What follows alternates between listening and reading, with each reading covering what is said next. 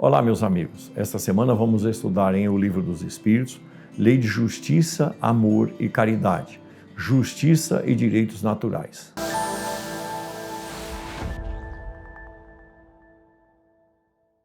Justiça e Direitos Naturais. Questão 873. O sentimento da justiça está na natureza ou é resultado de ideias adquiridas? Está de tal modo na natureza, dizem os benfeitores espirituais, que nós nos indignamos quase sempre com as questões da injustiça. É evidentemente que à medida em que a gente evolui, se dilata o entendimento, mas ele já é da própria natureza. Questão 874.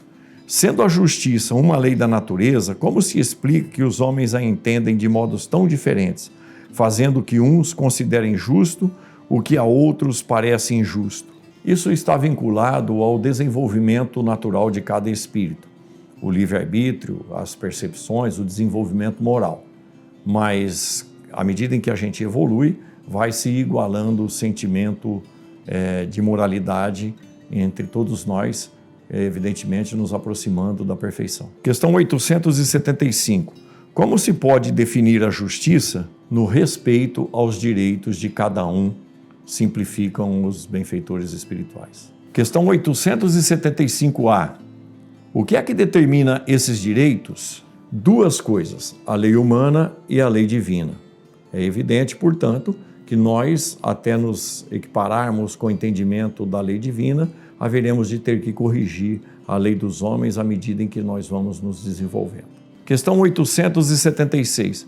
Com exceção do direito consagrado pela lei humana, qual a base da justiça segundo a lei natural? O Cristo vos disse: fazei aos homens aquilo que gostaria que fosse feito para você. Questão 877. A necessidade que tem o homem de viver em sociedade acarreta para ele obrigações particulares? Sim, a primeira de todas é respeitar os direitos alheios. Questão 878.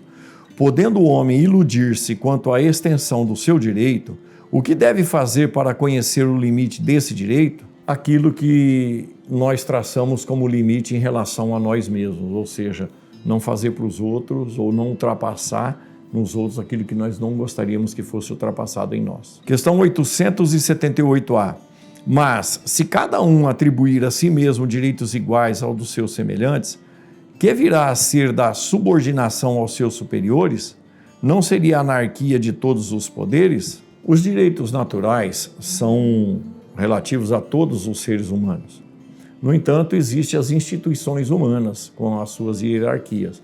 E, evidentemente, nós deveremos nos encaixar segundo a ética determinada para tal. Questão 879.